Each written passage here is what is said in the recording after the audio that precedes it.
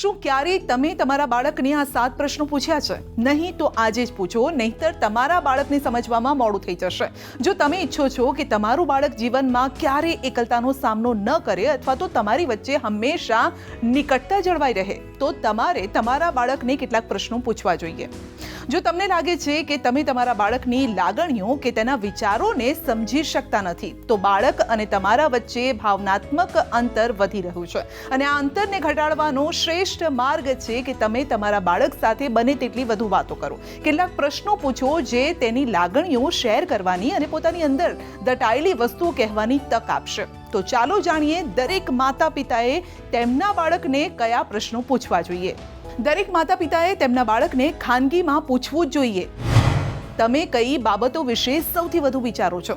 આવા પ્રશ્નો બાળકને વિચારવા મજબૂર કરશે અને તમે તેના આંતરિક વિચારો કે સમસ્યાઓને વધુ સારી રીતે સમજી શકશો. જો તમે તમારા બાળકને પૂછો છો કે તમને સૌથી વધુ શું ગમે છે, જેનાથી ખુશી મળે છે, તો આ પ્રશ્ન તેને પોતાના વિશે કહેવાની તક આપશે અને આ રીતે તે પોતાની ઈચ્છાઓ વ્યક્ત કરી શકશે. તમે તમારા બાળકને પૂછો કે જ્યારે હું તમારી સાથે હોઉં અથવા તો તમારી સાથે રહું છું ત્યારે કેવી લાગણી તે અનુભવે છે. આ રીતે તમે તમારા અને બાળક વચ્ચેના સંબંધને તેની આંખો પરથી સમજી શકશો. જ્યારે બાળકો મોટા થઈ રહ્યા હોય અને મોટા ભાગે કોઈક વિચારોમાં ડૂબેલા હોય ત્યારે તમારે તેને પૂછવું જોઈએ કે શું દુનિયામાં કોઈ એવી વ્યક્તિ છે જેના વિશે તે જાણવા ઈચ્છે છે. આ રીતે બાળકને જો કોઈ પ્રશ્ન હોય તો તે તમને સરળતાથી પૂછી પણ શકશે અને કહી પણ શકશે.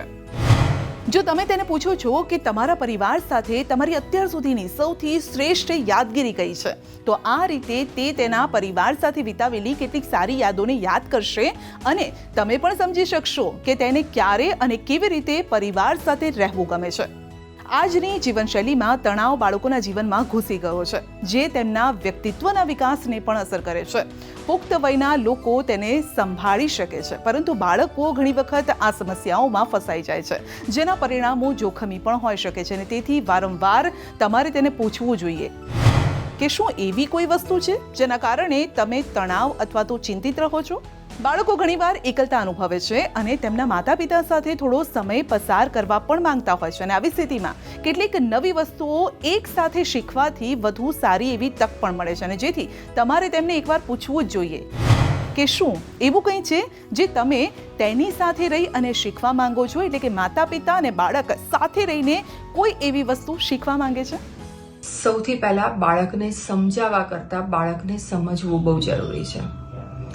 જ્યારે બાળકને લવ જોઈએ છે, એટલે કે અનકન્ડિશનલ લવ, ક્વોન્ટિટી નહીં પણ ક્વોલિટી સમય, એ 24 કલાકની અંદર 24 મિનિટ તો બાળક માટે આપવી જ જોઈએ.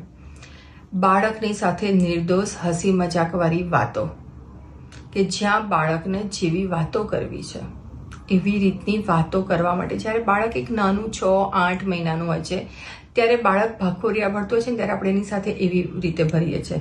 બાળક જ્યારે બોલતા શીખે છે ને ત્યારે એની જોડે આપણે કાલી વાતો કરીએ છીએ બાળકની ભાષામાં. પણ એ જ બાળક જ્યારે મોટું થતું જાય છે ને ત્યારે આપણે બાળકની ભાષા ભૂલી જઈએ છીએ અને બાળકની સાથે આપણે વાતો કરીએ છીએ આપણી ભાષામાં અને આમાં ઉત્પન્ન થાય છે બાળકની અંદરની એકલતા. તો આ એકલતાને ઓછી કરવા માટે બહુ જ જરૂરી છે કે બાળકની સાથે વાતો કરવી, એમને સમય આપવો અને એમની સાથે શાંતિથી એમને સમજવાનો પ્રયત્ન કરવો.